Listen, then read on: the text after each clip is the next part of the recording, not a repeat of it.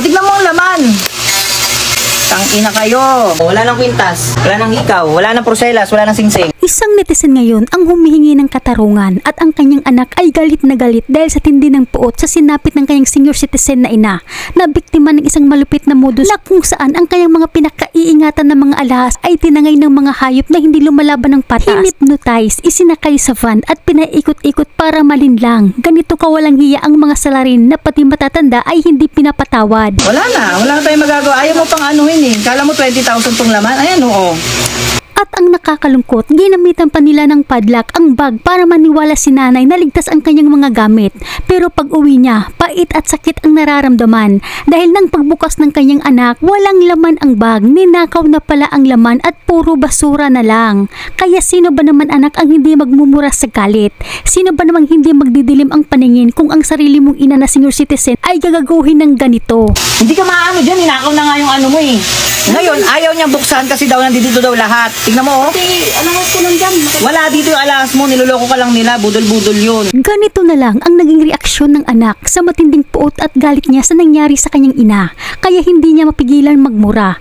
Sino ba naman ang hindi mandidilim ang paningin? Ang nanay mong walang kalaban-laban, kinuha ang mga alahas. At ang masaklap, nakuha pang paglaruan ang utak ni nanay. Kaya kung ikaw ay may inang senior citizen o mga lula, dapat nyo itong panoorin. Huwag nyo silang hahayaang umalis na mag-isa. Dahil ang mga demonyo sa kalsada, walang pinipiling biktima. Pakinggan nyo ang kwentong ito para hindi na kayo ang susunod na mabiktima. Dahil ang modus nitong mga mambubudol, bibigyan kayo ng bag at sasabihing may lamang pera ito at ipapahawak sa'yo. Ganito ang nangyari dito sa ating kababayan na isang senior citizen.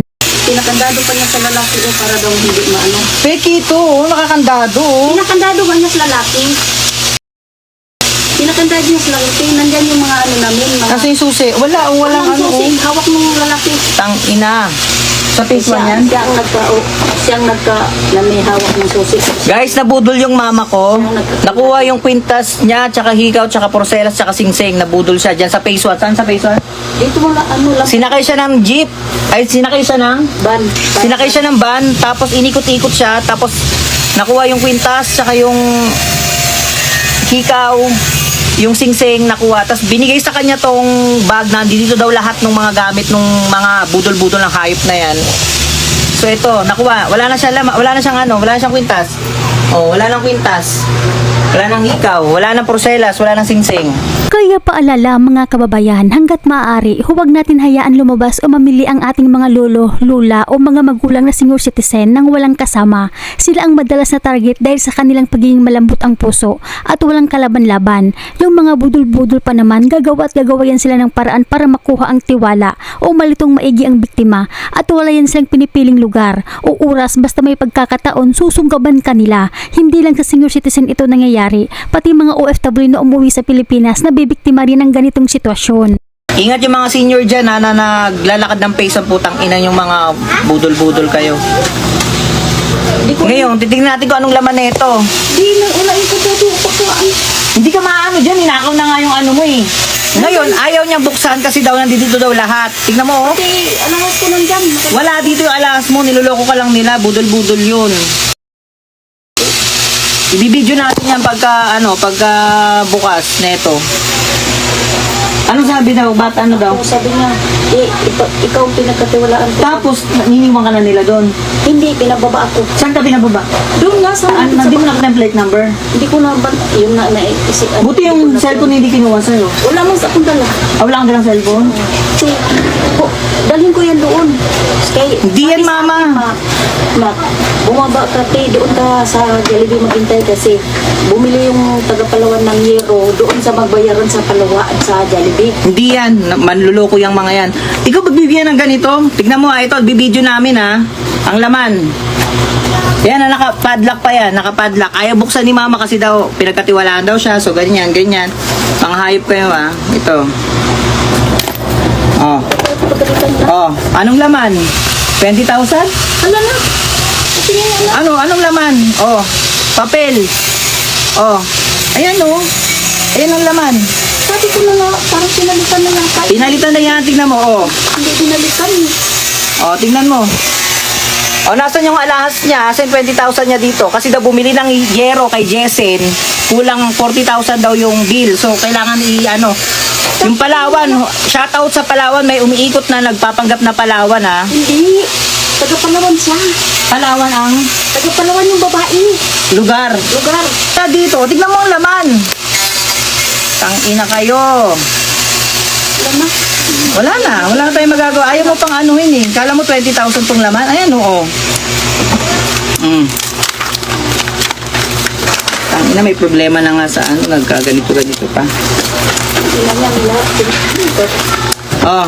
Nanduloko ang Tangina nyo, shout out sa taga Phase 1 na may umiikot dyan. Hindi nakuha yung plate number, sinakay si mama sa van. Tapos inikot-ikot. Nakuha yung kwintas niya, ilang gramo yon. Tsaka yung hikaw, tsaka yung sing-sing niya na matagal niya ng yung 24K niya. Tangina kayo. Balik mo yan, Dan. Balik mo yan. Ayan. Sa bag. Ibalik mo sa bag yan. Kay ina yan. Nabudol-budol yung mama namin. Oh. Wala nang kwintas, wala nang proselas, wala nang alahas. Nagsumba lang sa Phase 1. Phase 1 bagong silang. Ayop kayo yung... May umiikot na nakaban dyan, sinakay yung mama ko, ha. Tapos, lahat ng alahas, pati pera, pinalagay dito, pinadlock pa daw. May video ko na ito, i-upload ko mamaya. Ano yung nalaglag doon? Wala yan, oh. Yun doon, banda. Goma lang yan. Ngayon, nalaglag pa yung cellphone ko, Ben.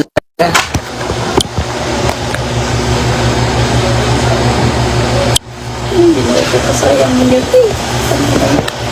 Bakit pa nga akong binulag-bulag kanina? Hindi ko alam ano yan. Ang laman ng bag na sabi, nilagay daw lahat nung pera na 20,000 tsaka yung mga alahas niya. Ito ang laman. Ayan, nakaganyan.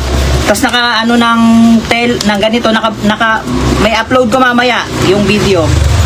So ito, nakaganyan, nakagoma. Shoutout sa bagong silang, pakiasikaso, may umiikot na nakaban, nangunguha ng mga senior na sinasakay sa van, tapos iniikot-ikot, ang daming dahilan, ang daming Ito yung laman ito yung bag na pinahawak sa kanya na meron dito daw yung alahas nila. Yan. Nakakandado. O ngayon, ang tagal naghintay, nagantay sa inyo ng matagal, mga hayop kayo sa Jollibee, tapos gaganyanin nyo lang. Kita ko talaga na nilagay yung mga lahas nila. Mama, dalawa yung bag yung ginagawa nilalagay dyan. Mga hayop kayong kayo. Dalawang bag yan, sigurado. Tapos yung isa, parang yung ginawa dun sa may kamag-anak mo sa sa Phase 1. Kamag-anak pala ni Papa. Oh, nabudol. Wala nang kwintas, wala nang... Taki pa naman ng gramo ng higaw, tsaka Tsaka yung sing-sing niya na 21K. 24 ba? 21? Hindi nagdagan mo ng 14K. Hindi lang 21. Oh, wala. Ang gagawin ko niyan, wala na. Wala tayong magagawa. Tayo, at least paano natin yan? May CCTV yun doon. Dapat yan doon. Saan ang CCTV na sa loob nga ng kutsi ginawa yan? Kung sino yung lumapit, naka-sombrero, naka-ano ba, yung lumapit sa'yo, ganyan. Wala nga. Ano itsura nila? Ano itsura nila? Siya, yung ano lang, pandak lang yung lalaki, tapos malaki yung babae. Baka kinausap niya na yung yung lalaki ang sumundo doon sa Pero may nakita ka na doon, nakilala mo na na mukha? Wala talaga? Kasi alam mo naman, hindi mo kilala. Yung yung... Upload ko video nung nung pagbukas namin nito. Buenas talaga, may problema na, dubagdag pa. Sa akin ay putang ina talaga. Sabi kasi sumba lang Pagbayad kasi akong is. Maglakad lang ako. Isakay ko pa yan, malapit naman dyan sa gilid ng Jollibee lang naman. Nangangahanting ng senior na may mga suot na alahas dyan sa may Phase 1. Mahal pa naman ang alahas ngayon. 10,000 na ata o 9,000. Wala talaga walang natira. Pati pera niya, nakuha pa. Naglakad na lang. Naglakad ka na lang. Naglakad na lang ako kasi malapit lang yung Jollibee dyan. Pero galing Jollibee. Galing Jollibee pupunta rito. Sinakay ko kay hindi man sinimot lahat ng laman. Yung lang. Yung pera, 1,000 tsaka Oo, yung... Para siguro may pamasahe ka pa. Baka. Binabasa dyan sa may Jessen sa may sa may center. Nabudol-budol. Ayan, binigay lahat daw ng alahas niya nilagay dito pati yung 20,000. Kasi nga may bill sa Jessen na 40,000. So, yun ang kunyari ka mag-anak siya. Tita daw siya, ikaano sa kasal. Tang ina, nabudol tuloy. Buti pala to, nabitbit ko. Yung bag na yan. Regalo na niya sa akin yan. Kukunin siyang ninang sa kasal. Ito daw yung regalo para sa ninang nakasal. Yung peking Ay, naku. Sunod-sunod yung problema. Kanina namimili dito sa Tang ina nyo, senior pa yung inaano nyo, namimili ko sa Kawawa naman si nanay, kaya paalala pong muli, iwasan ang mga hindi kilalang sasakyan at huwag magtiwala sa mga padlock modus. Huwag natin hayaan mapunta sa kamay ng mga walang konsyensya ang pinaghihirapan ng ating mga mahal sa buhay. At sana ay umabot ito kasi na to Raffy Tulfo, itong nangyari kay nanay para maimbestigahan. Hanggang dito na lamang po, mag-ingat po kayo palagi kung saan man kayo ngayon.